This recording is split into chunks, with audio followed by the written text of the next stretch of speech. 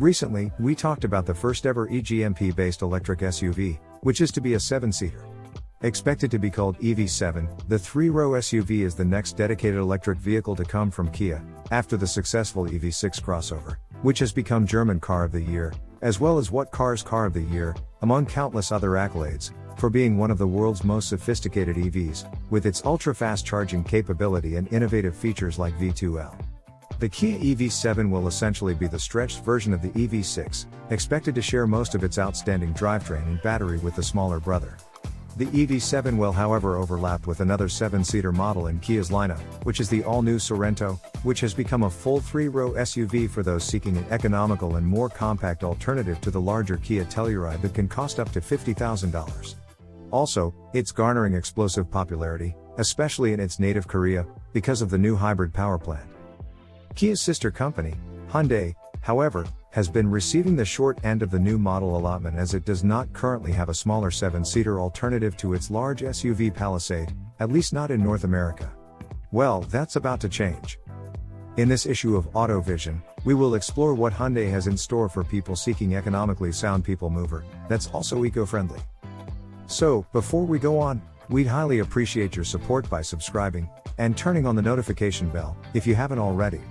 And please don't forget to like, comment, and vote on the question that's presented at the end of the video. To start off, the topic of this episode is another internal combustion engine-based car, and you might be wondering why Hyundai is bothering with the ICE cars at all at this point, when the company is firmly destined to become a zero-emission company in the near future. The Hyundai Motor Group is now third largest manufacturer in the world, and the bulk of the more than 7 million vehicles produced are still internal combustion engine cars.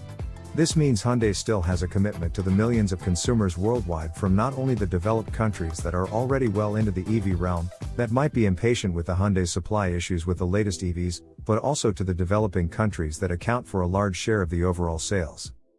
However, the eager Korean company did recently set the EV sales target of 1.7 million units by 2025, en route to its mission of attaining full carbon neutrality by the year 2024. This figure is in fact increased from the original 1 million units target, aided by its recent success in Europe with its latest surge in sales due to the introduction of dedicated EV models such as the IONIQ 5 and the EV6. However, these sales targets seem very aggressive considering that the sales target for 2022 is only 220,000 units, but not as aggressive as the plan of selling 50% of all vehicle sales from EVs by 2030. So how is Hyundai going to scale up the production of EVs in such a short time? In addition to investing in the development and production of batteries to cover for the future production of the EVs, ranging from the low-cost LFP batteries to the state-of-the-art solid-state batteries to be produced in all corners of the world with the help of the compatriot SK and LG, as well as through joint ventures with the likes of the battery giant CATL, Hyundai is only developing ICE cars that can easily be converted into EVs at will, to scale up the EV production when the timing is right, without the need to spend a lot of time and effort to develop entirely new electric vehicles. Hyundai's latest third-generation platform, also known as the N3 platform, has been developed just to serve that purpose. Hyundai's N3 platform is a highly modular platform that can easily be converted from internal combustion, hybrid, and plug-in hybrid, to battery electric, and even hydrogen fuel cell electric that allows free exchange of power plants within the platform. The latest platform now underpins most of the products from the Hyundai Motor Group, including the latest Niro Hybrid and EV, with the plan to convert every existing product in the lineup to the new platform when the renewal is up. One of such products is the next-generation Hyundai Santa Fe. Santa Fe has been one of the best-selling midsize SUVs in the US, consistently selling well over 100,000 units every year since 2014. Also, it used to be the best-selling midsize sports utility vehicle in the domestic Korean market, but the sales plummeted last year with the introduction of the brand new Kia Sorento, which is in direct competition with Santa Fe, outselling the Hyundai counterpart by nearly 2-to-1. It wasn't like Hyundai wasn't prepared for the arrival of the all-new Sorento, which was to be a tough car to beat with the new hybrid power plants, as Hyundai has also put its Santa Fe through highly unusual early facelift and mid-cycle upgrade in time to compete. Aside from the usual design refresh, Hyundai has amazingly put Santa Fe through a platform change mid-year, which is highly unusual and unorthodox. Only after 2 years since the introduction of the 4th-generation model, Hyundai decided to change the underpinning to the aforementioned 3rd-generation platform without changing the base vehicle itself. A feat that's possible only due to the highly modular nature of the N3 platform. The reason for it was to adopt the newest turbocharged hybrid and plug-in hybrid power plant that was also to be going into the new Sorento, which was built on the third-generation platform from the ground up. However, all the efforts of Hyundai didn't mean much at the end of the day, because the refreshed design was deemed too polarizing, and that the three-row seating arrangement that was included to give the Santa Fe the fighting chance against the similarly equipped Sorento was declared insufficient and feeble in its attempt, with the limitation of the size constraint imposed by the original design of the Santa Fe. So, Hyundai, as aggressive of a company as they are having another go at it.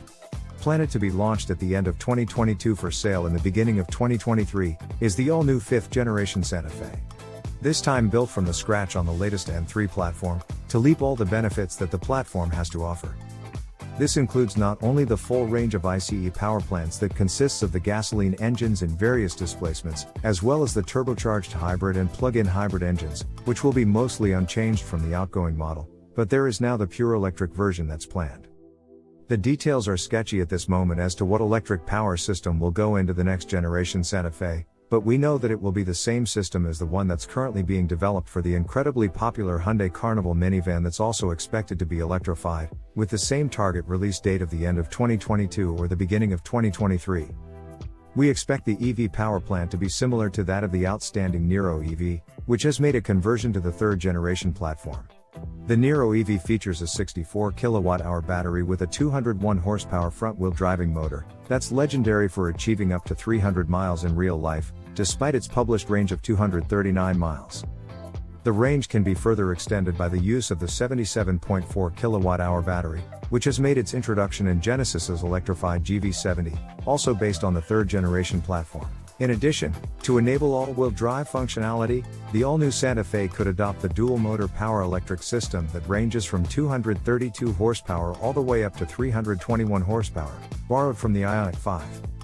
As for the exterior design, it's expected to be an extension of Tucson's parametric design theme based on the brand's sensuous sportiness identity. Just like found in the recent Elantra and now the IONIQ 5, angular body panels and chiseled surfaces create a contrast with the voluptuous fenders and sleek silhouette. The new Santa Fe front will also be similar to Tucson's as well, which offers a parametric jewel pattern grille that enhances its futuristic look. As mentioned before, the expected release is in early 2023, with a bit of increase in the starting price. The latest Kia Niro has been released in Korea with about a 10% increase in pricing, with the drivetrain that has also remained largely unchanged. We expect the price increase to be about the same for Santa Fe, with the starting price to be just under $30,000. The electric version's starting price is expected to be $47,000, which may be considered a bargain for a 7-seater EV. There is the dedicated 7-seater electric SUV coming as well from Hyundai, that's equivalent to the Kia EV7 that we have featured in our previous episode, but that's a topic for later. So please stay tuned. As for the end of the video question, how do you feel about Hyundai's strategy in building EVs based on ICE cars to meet its ultimate EV target? Do you think they should concentrate on building more dedicated EVs as soon as possible? Please vote and share your views by clicking on the link in the comment section below. Thanks for watching AutoVision, your best source for the fastest Korean car news and rumors. Don't forget to comment, like, subscribe and click on the notification bell, as not to miss any of our new videos. It would help the channel greatly if you could view our videos as soon as they are uploaded, and watch them all the way until the end, which would help to reach more people. Also, to support our channel even further, please join our membership and enjoy the exclusive content and preview of the upcoming episodes. Finally, don't forget to join our forum and share your passion for Korean cars at KoreanCarNews.com. See you next time with the latest Korean car news.